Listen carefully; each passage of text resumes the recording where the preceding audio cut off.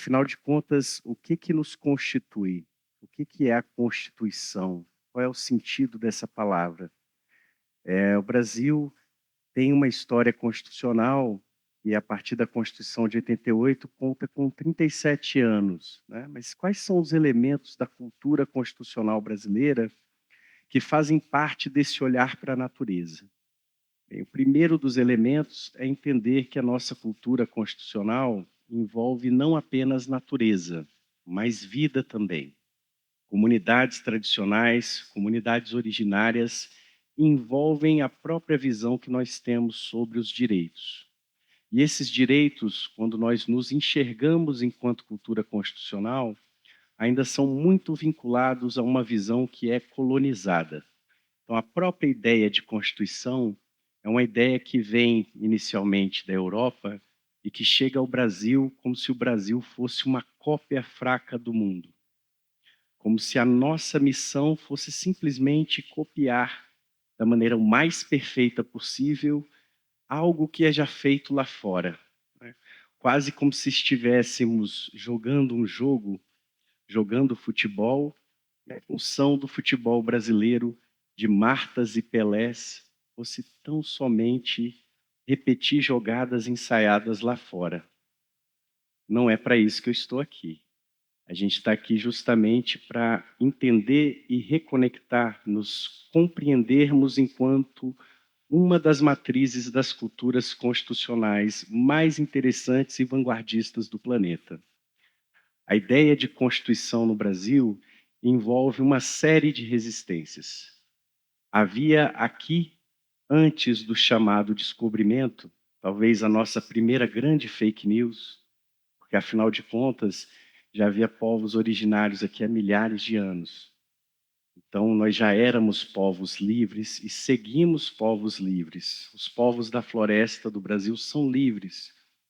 E aqui resistem nessa condição, que é a condição de indígenas, somente porque têm uma visão diferenciada e forte sobre a vivência das liberdades. Além desse povo, ou desse conjunto de povos, cerca de 350 línguas, 350 formas diferentes de enxergar o mundo, nós tivemos pessoas que vieram de fora, e vieram forçadas, vieram em uma experiência de aniquilação dos seus direitos, reduzidas a coisas, pessoas escravizadas, pessoas da origem do continente africano. E é justamente a partir da conexão e da junção dessas duas experiências que surge a nossa ideia de Constituição, uma ideia forjada na base da liberdade.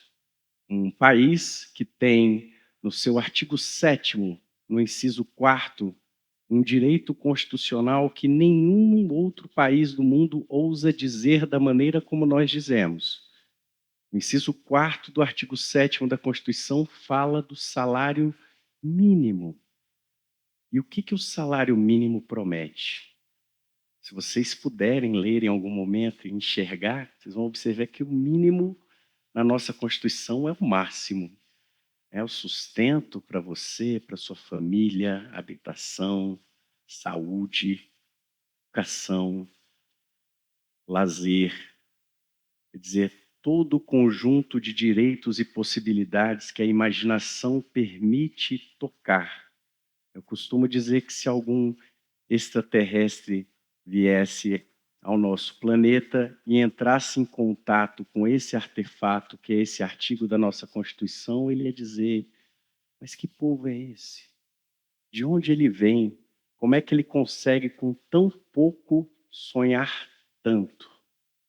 E é essa a premissa da nossa apresentação.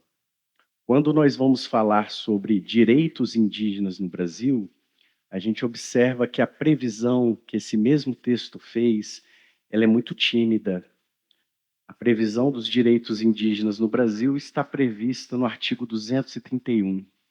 E quando essa previsão acontece, é uma previsão bastante genérica.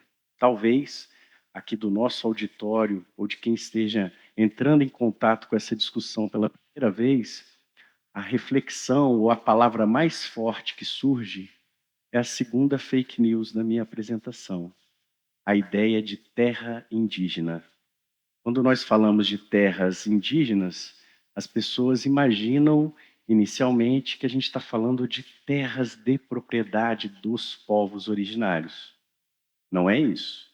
Não é isso que a Constituição estabelece. Na verdade, toda terra indígena que é declarada, que é homologada, ela é uma propriedade da União Federal. É uma propriedade do Estado brasileiro. Logo, as populações indígenas não têm acesso a um dos direitos que é a base do que as pessoas imaginam e creem que é o sistema econômico hegemônico vivido não só no Brasil, mas no mundo, o capitalismo.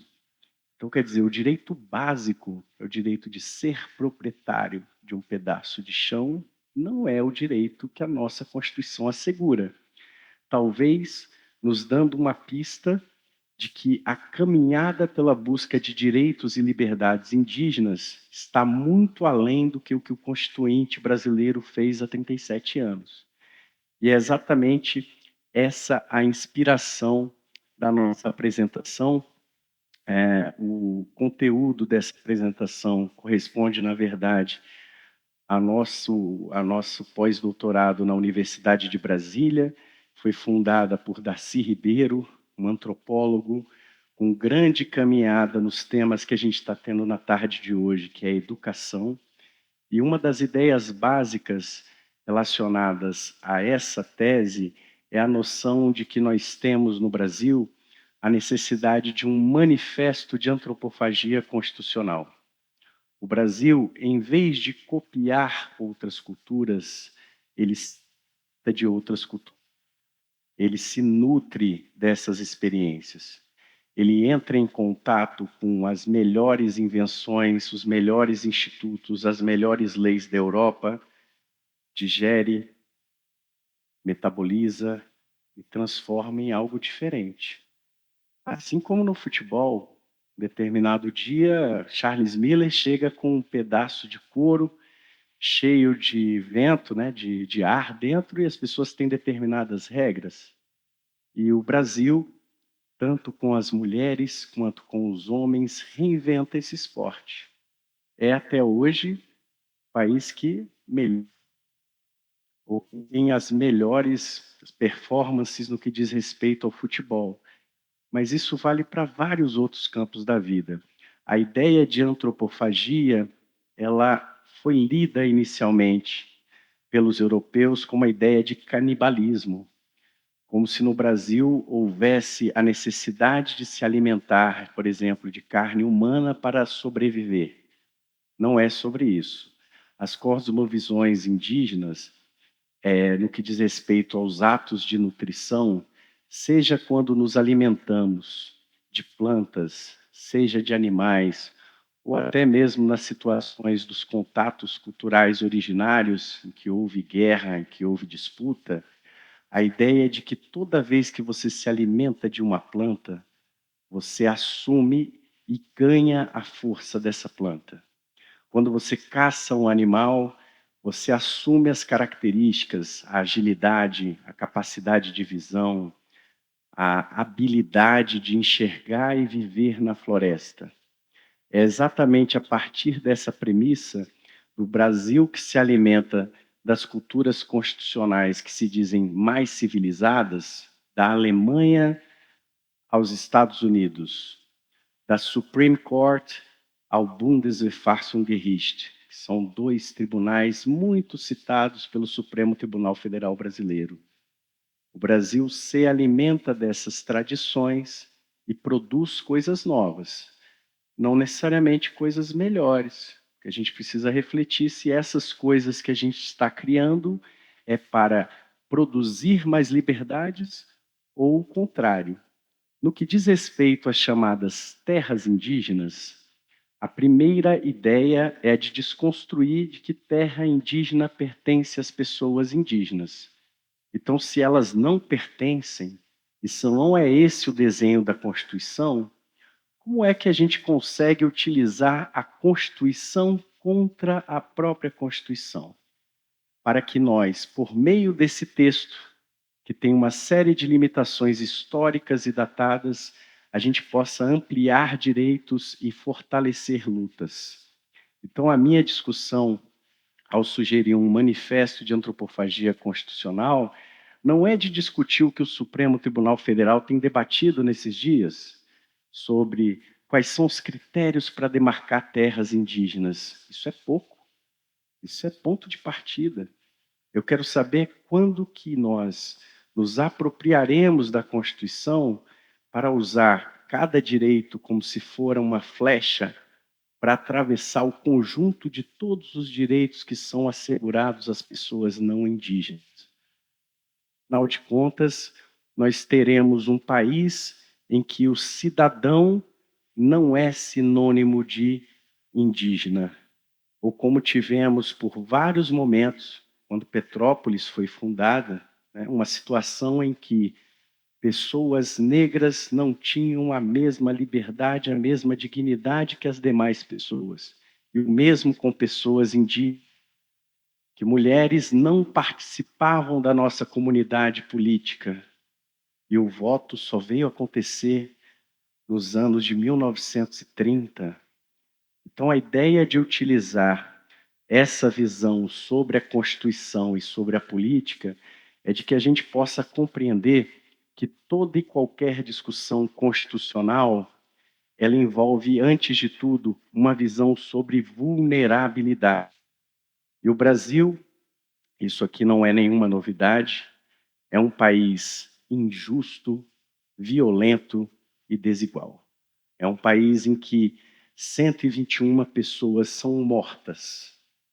E nós não temos pena de morte, pelo menos somente quando há guerra declarada. É um país em que índices de desmatamento acontecem, nós tivemos a COP30 recentemente, e uma discussão sobre sustentabilidade é necessária, daí a importância desse evento. Então, como é que a gente pode imaginar, projetar e desenhar novos direitos e novas políticas?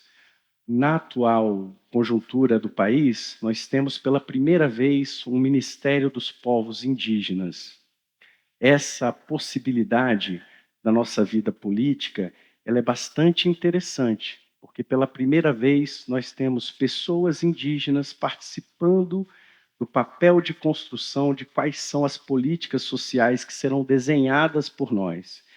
Esse é um passo importante, sem dúvida, mas ele por si só é insuficiente, porque nós precisaremos de um Estado que esteja voltado a políticas indigenistas também. E o que é o indigenismo? São narrativas, discursos, argumentos que fortaleçam a proteção de pessoas indígenas no país. Esse passo é um passo que o país ainda precisa desbravar. Se nós entendermos que a única discussão para as pessoas indígenas é reconhecer as terras que, como acabei de apresentar, jamais foram de titularidade desses povos, a gente vai continuar a mesquinhar e a negar a titularidade, o papel e a participação dessas pessoas na nossa Constituição. Esse é um debate muito importante e nós temos também de dar valor e dar voz a essas lideranças indígenas. Então, em janeiro deste ano, eu tive a oportunidade de ir à aldeia sagrada do povo Iauanauá, lá no Acre, justamente para, junto com cerca de 450 pessoas indígenas, eles mesmos, elas mesmas, debaterem a maneira pela qual as suas liberdades e os seus direitos podem ser melhor protegidos. Hoje, quando nós falamos de direitos indígenas, as pessoas imaginam que é uma discussão sempre muito selvagem. Não necessariamente.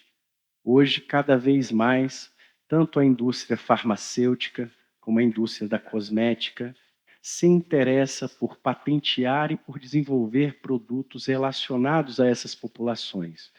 Com relação a apenas um dos produtos indígenas, que é utilizado por vários dos povos amazônicos brasileiros, não só brasileiros, mas também de toda a Amazônia da América do Sul, há cerca de 340 pedidos de patente somente nos Estados Unidos da América. Agora, quando esses povos precisam se locomover, transportar ou promover esses seus produtos, eles recebem o carimbo de ilegais, ilegítimos, como se eles não pudessem sequer levar adiante a sua condição de vida. Outra mensagem importante dessa reta final da minha apresentação é a gente compreender que a pessoa indígena também tem direito à tecnologia, direito de acesso à tecnologia. E esse fato, essa possibilidade, não modifica a natureza do direito e da dignidade de que ela continua e resiste enquanto pessoa indígena. Eu encerro nesse exemplo, não apenas como se fosse uma petição de princípio, né, uma ideia geral, mas trazendo um projeto que a gente pôde participar, inclusive colaborando enquanto consultor voluntário, que é o projeto Winds of Yawanawá. O povo Yawanawá conseguiu fazer uma aliança com um artista turco chamado Refik Anadol. Procurem aí nas redes sociais. Ele trabalha com inteligência artificial generativa para produzir painéis de LED e apresentações. Definição. Hoje o Refik faz apresentações no MoMA, lá em Nova York. E o que nós organizamos? A formulação de uma associação indígena para que os direitos e os valores arrecadados a partir da venda de obras inspiradas em elementos da cultura Yawanawá servissem de referência para os debates que aconteceram na aldeia. Obras que sediaram cerca de 500 pessoas em termos de acomodação e de eventos cerimoniais. É isso. Eu encerro a minha apresentação dizendo que a gente precisa flechar esses direitos e fazer esse convite a todas e todos vocês.